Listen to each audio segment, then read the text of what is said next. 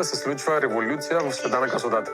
Естетичните процедури в пластична хирургия не значи да промениш кой си, а да станеш най-добрата версия на себе си.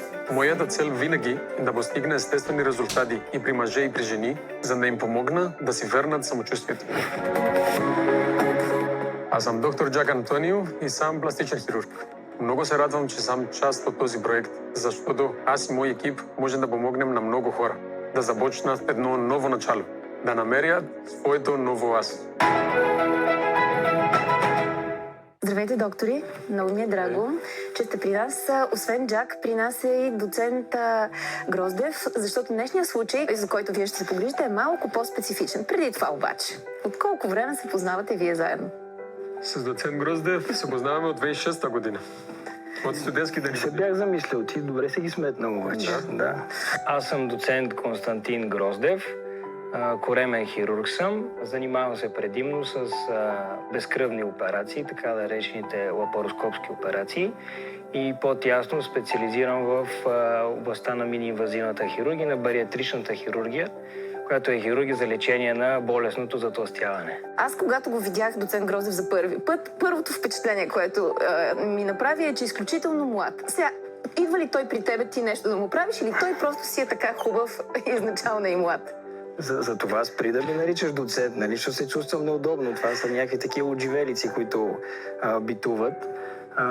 По-скоро, по време на неговата специализация като пластичен хирург, те минават задължително и коремна хирургия и в тази си част ние много се сближихме и почнахме даже да оперираме и заедно. Първите операции, които аз направих бариатрични за редукция на тегло, след това те се нуждаеха от такива естетично-възстановителни операции и първите ги направихме с него съвместно даже. Днес за първи път обаче имаме участник мъж и сега ще го поканя, за да се запознаете и вие с него.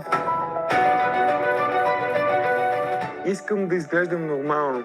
Не искам да ми виси кожа, не искам хората да ме гледат и си казват виж го това момче как изглежда. Казвам се Димитър Славински, на 33 години съм, роден съм в София. Работя като Key Account Manager в една голяма компания, която се занимава с търговия на електроенергия. Преди 4 години бях 150 кг, а сега съм 90.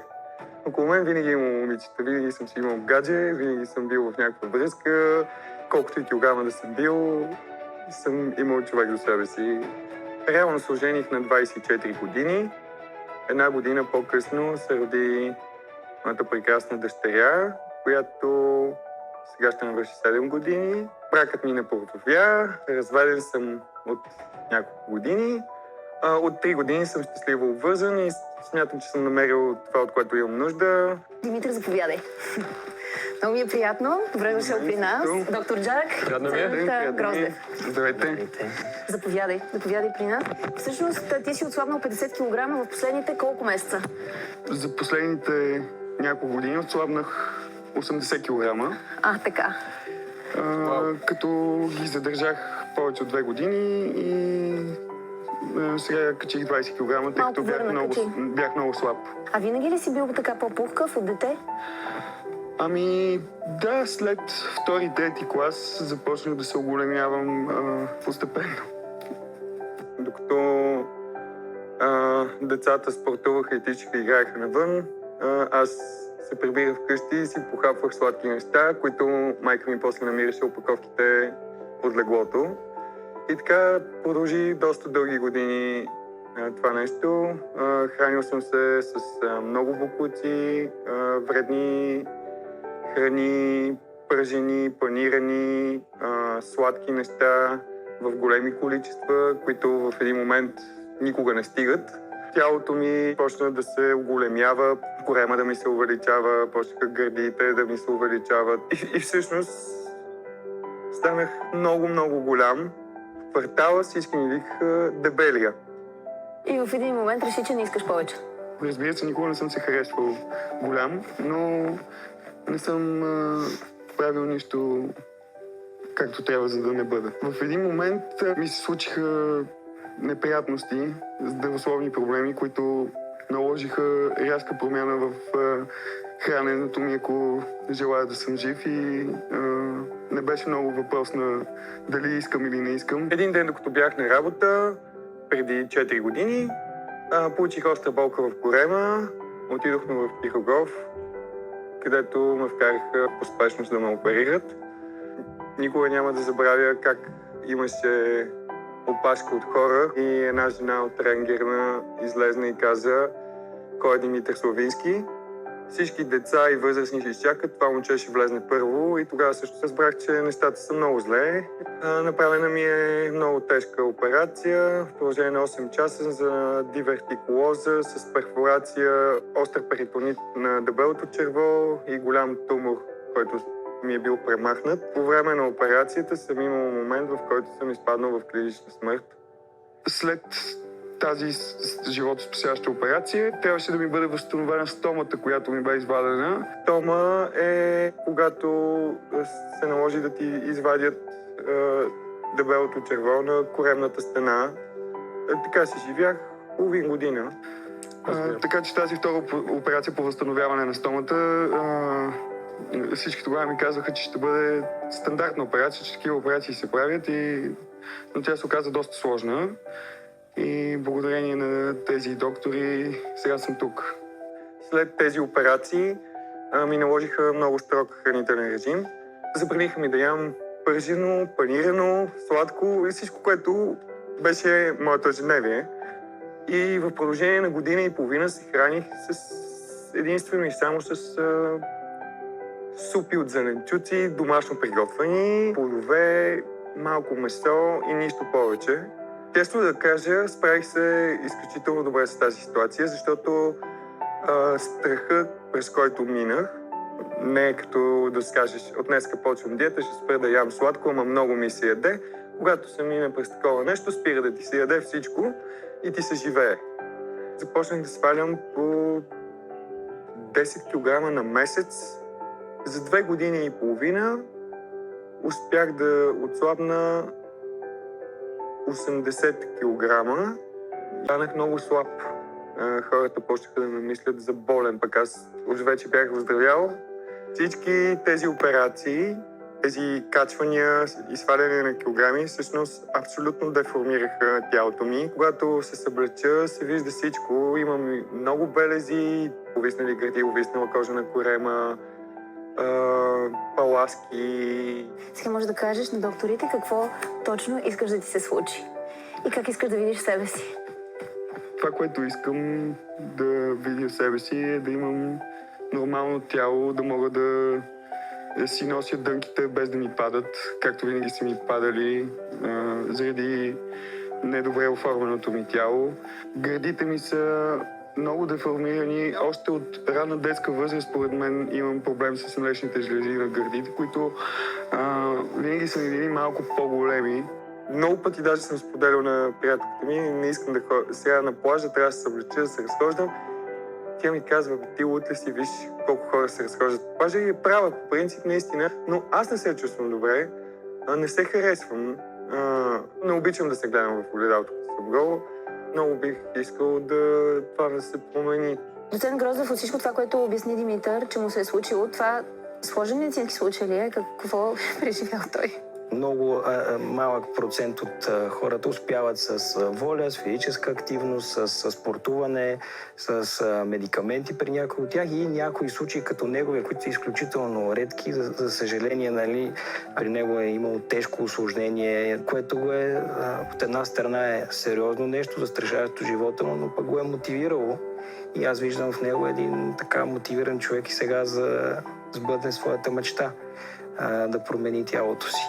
До тук се справих сам с волята, която проявих от твоя страна, но останаха неща, с които не мога да се преборя, и предполагам единственото нещо, което може да ми помогне, е пластичната хирургия. Наистина много се надявам и вярвам, че това е нещо, което ще ми помогне да изглеждам така, както съм си мечтал винаги. Възможно ли е наистина да имам тялото, за което съм си мечтал? Абсолютно е възможно. Много е трудно. За нас повече. Обаче е възможно. Обещаваме, че ще си доволен. Вие сте направили една голяма крачка до този момент. Преборил сте се с нещо доста тежко в живота ви, така че следващото е накрая черешката на тортата. Сега, отиди да те пригледат специалистите от техния екип. Те ще направят разчертаване, ще проверят всичко и след малко ще дойдеш при нас, за да споделят те какво са решили да направят. Доцент Гроздев, вие казахте, че затлъстяването е заболяване. Нали така? Точно така. Разпространено ли е това заболяване в България? Какъв процент от младите хора страдат от това? Много разпространено е. Целият свят се намира в една пандемия от затлъстяване. България не прави изключение. Проблема в България, в сравнено с другите държави, е, че тук се увеличава честотата на затлъстяването при децата. Какво трябва да правят родителите? Родителите са много важни и участват също в този проблем, защото проблема се заражда още с вътреутробното развитие на детето. Т.е. докато майката е бременна, да внимава. Храни, с какво се храни, след което като се роди детето трябва да знае, че трябва да кърми. Това е мит, че жената като кърми повече и детето става после дебело, което не е вярно. Точно обратното е, кърменето профилактира затлъстяването в дългосрочен план. Вие някога през живота си били ли сте по-пухкави? И всеки има някакви Има ли периоди, в които да минавате на диета и да трябва да отслабвате? Не. Не го изпускате. Максимум 2-3 кг да се качат и като се качат веднага... Айде до 5. Айде до... Джак е по-стриктен, не знам. Явно. С няколко думи, сложен случай ли е Димитър и как ще процедирате вие? Димитър е много сложен случай. Да. Много. Вместо стандартна абдоминопластика трябва да се направи флор-де-лис абдоминопластика. Флор-де-лис е техника за абдоминопластика, която е предназначена за пациенти с много излишна кожа. Разликата от обикновената абдоминопластика е, че освен хоризонталния разрез, имаме и вертикален разрез. При Димитър има толкова много кожа, че при него това е най-адекватният метод. Той има много белези. Това е много проблем при него от многото операции. Той правя всичко възможно да ги махна почти всичките, които се намират в средната част на горемната стена. Обаче не мога да му обещая за всички. А за гърдите? Гърдите е друга работа. Трябва да се направи корекция на гинекомастия. Гинекомастия е когато гърдите на един мъж изглеждат по-големи от нормата заради по-голяма млечна жлеза. Това не може да се оправи с сваляне на килограми или с тренировки, а трябва хирургична намеса. При Димитър проблема е толкова сериозен, че трябва да се махне почти цялата млечна жлеза. Тоест доста трудна операция ще бъде за него. И на теб ти се стори сложно, нали? Много сложно ми се стори. Да. Аз не знам, според мен вие цяло ще го разтворите по всички направления и после ще събирате и на всичко отгоре може би трябва и това е храната. трудното, събирането. Да. Това е най-трудното, защото е много лесно да махнеш всичко, но после как ще се събира? Аз ви предлагам да поканим Димитър и на него ще му покажете всичко. Добре. Okay. Кажете ми, че сте намерили някакво решение. Намерихме твоето решение. Може ли да покажете, доктор Джак, какво Може, разбира се. да правите? Да. Да почваме от гърдите. За гинекомастия решението е оперативно, както казахме. Трябва да се режи около зърното, около ареолата. Трябва да се направят две разрези така и една отдолу. Казвам ти го така по-просто, за да разбереш точно какво ще стане. Оттам ще махнем изличието на кожата, изличието от млечната жлеза и възможно колкото повече мастна тъкан може. Okay? След това се събира кожата и се повдига ареолата по-високо на правилното място. Така ще бъде по-стегнато и на място както трябва да бъде. Не мога да си го представя. Наистина не мога да си го представя. Ще бъдат... Как ще стане така, че ще бъдат еднакви? Вие мерите ли? Разбира се, че мериме. Мериме 3 пъти и режем веднъж. Така става винаги. При корема на Димитър ситуацията е още по-сложна, отколкото на гърдите.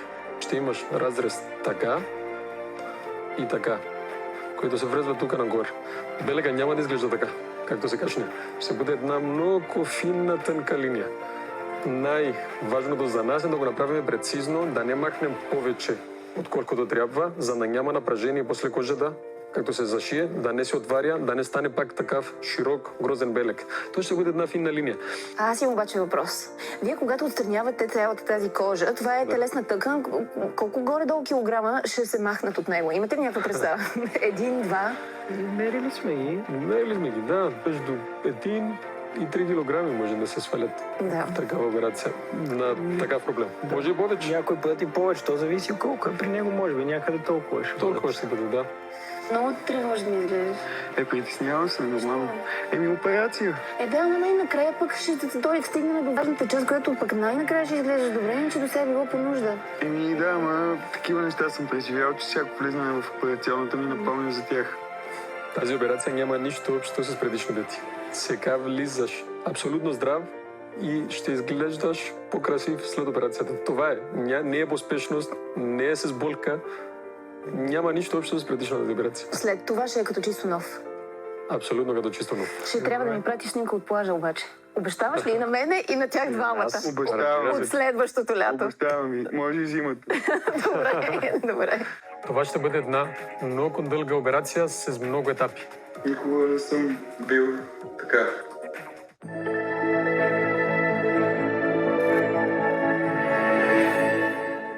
В квартала всички ми викаха дебелия. За последните няколко години отслабнах 80 кг. Тези качвания и сваляне на килограми всъщност абсолютно деформираха тялото ми. Днес е денят. Току-що пристигнахме пред болницата ми с приятелката ми, която е докарал по махера камерата. Доктор Джак ме посъветва да не шофирам кола преди и след операцията, за да може да намалим рисковете. Стискайте ми палци и ще се видим скоро с моето ново аз. Дойде момента да почваме трансформацията на Димитър. Това ще бъде една много дълга операция с много етапи. Както казахме, ще направим флор де лис абдоминопластика, която ще ни поеме между 3 и 4 часа. Ако бях дебел, никой нямаше да каже виж го как изглежда този, защото той просто е един едър човек. Докато при мен положението е по-различно, наистина изглежда грозно, не е приятна гледка. На прегледа преценихме, че имаше между 1 до 3 кг излична кожа. Най-накрая се оказа, че това беше много повече. Много съм доволен, че успяхме да махнем всичките стари белези. Дори и повече, отколкото му обещахме.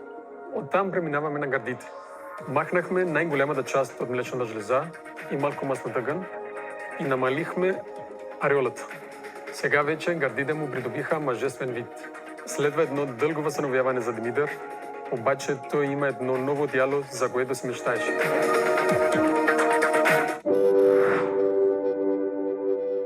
Днес ми е първи ден след операцията, чувствам се още малко замаян,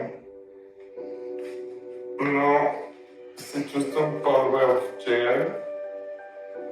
Вече успях да стана веднъж, да се разходя и утре ще съм по-добре. Здравейте, ето ме и мен, цял от плът и кръв. Дими оперира, трети ден след операцията и вече съм си вкъщи. Това може да се случи само като си в най-добрите ръце. Аз бях в най-добрите ръце, докторите са изключително доволни от операцията. Аз също съм изключително доволен от операцията. Нямам вече търпение просто да ми спаднат всички оттоци, да мога да се радвам на новото ми тяло. Но, за съжаление, ще изчакам малко, колкото и да не ми харесва.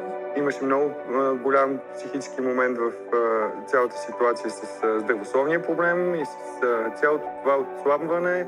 И честно казано, мисля, че дължа много голямо благодаря на човека до мен.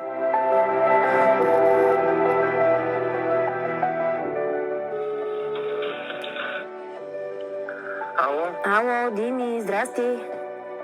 Здрасти. Ко става? Радост, слушам те. Нали трябваше да ходим на среща с докторите, да се видят превръзките, да видим как върви възстановяването. Аз те чакам. Трябваше да си имам по-сериозни проблеми и не ми се занимава с нито с превръзки, нито с глупости и с нищо повече. Дими, не може така. Ела при мен в студиото, за да видим какво може да се направи.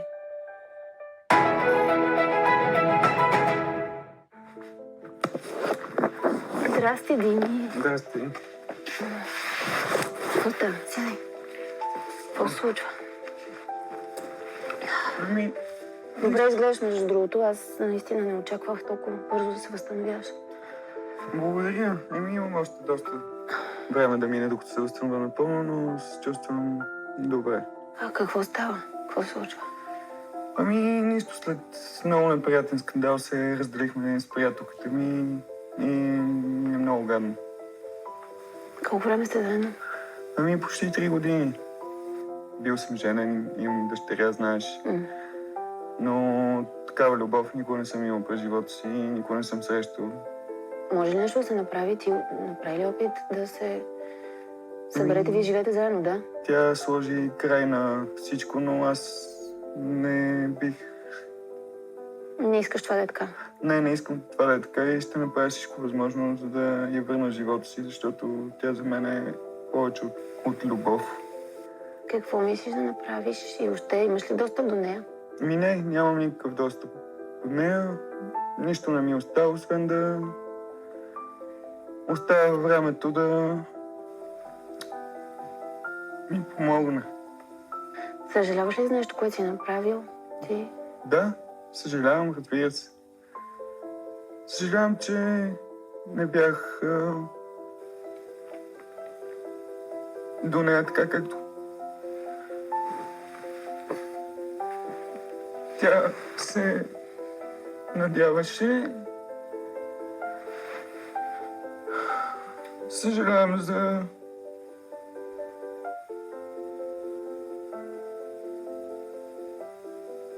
всичко, с което съм я разочаровал. Тя е доста по-голяма от теб, да? Ами по-голяма от мен, но Колко години Това е е- разликата ви? това няма значение. Годините са цифри. За любовта няма граници. Очаквания като материалност, като условия не могат да стоят пред любовта. Сложиш ли ги, тя не се появява, махнеш ли ги. Всичко се случва, така работи Вселената.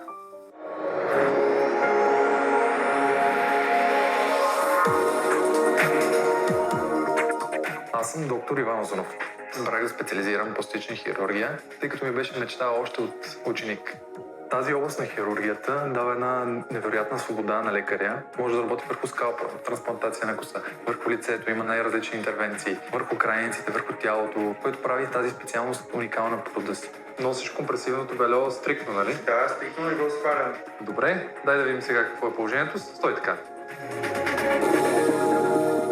Коремът ти е плосък като дъска. Белега тук, като заздравее напълно, ще бъде незабележим, нищо общо с това, което имаше ти от онази коремната операция. Заповядай да се видиш на огледалото за първи път. Виждаш ли корема колко е плосък? Да, много ми харесва. Много добре изглежда. Много добре изглежда. Доволен си. Да, много. Да. Никога не съм бил така. Ще се видим след няколко дни за допълнителни процедури с тебе. Супер, благодаря много. Добре, до скоро. До скоро.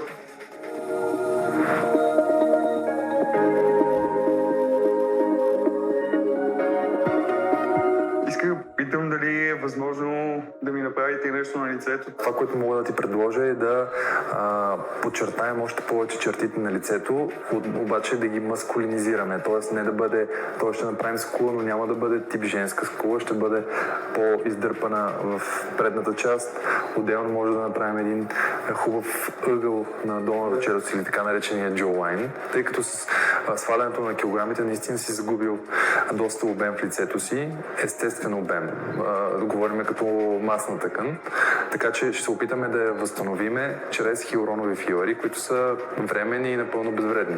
Тази процедура не е процедура, която се прави само при жените, ами и при мъжете, но малко по-различен начин, така че да се издаде настрани, а не просто да бъде контурирана. Ще се постарая да те разпозная на телефона. Супер. Ще използваме хиалуронов филър от марката Hiacor, произведена в Германия. Филърите от тази марка имат няколко разновидности, които са подходящи да се сложат в различни слоеве на кожата.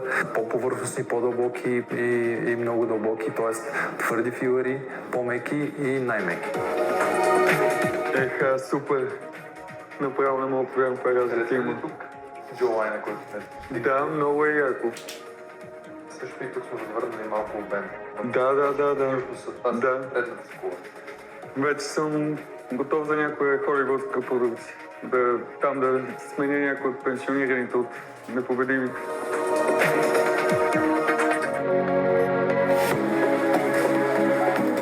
Аз съм доктор Габриела Григорова, част от екипа на Белисимо Клиник. Още от ранна детска възраст исках да помагам на хората, затова избрах този път. Още преди да стана доктор, избрах да специализирам дерматология и венерология, тъй като е една от най-обширните науки и обхваща всички клонове на медицината. За мен най-важната цел е хората да се чувстват добре в кожата си. На лицето имам няколко бенки, като една от тях, тази, много бих искал да се премахне, тъй като няколко пъти съм я срязвал с умбръсначка, докато се бръсна. На голямата, която ми каза, че закачаш от време на време, няма данни за травма, така че не се изисква нейното отстраняване.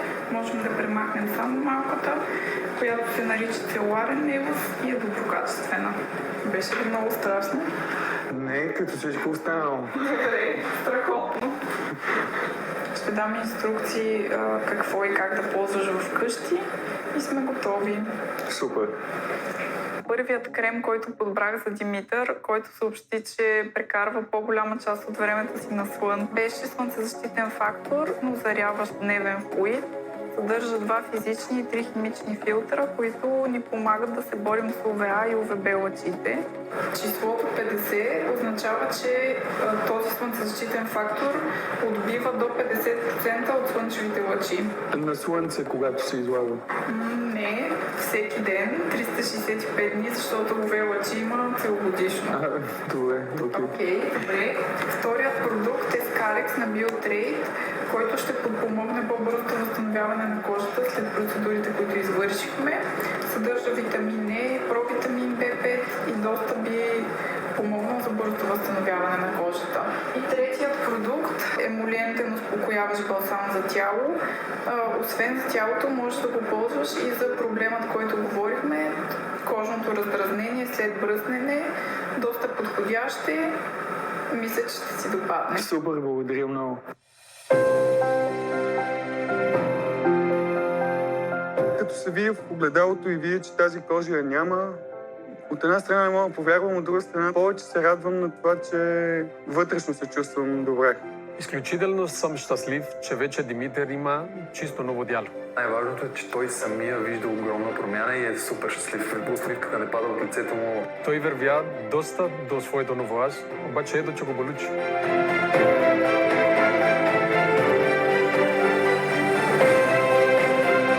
Това, за което мечтаех във връзка с операцията и с моето тяло, се получи и тепърва ще се получава още по-добре и ще мога да се чувствам все по-добре в себе си.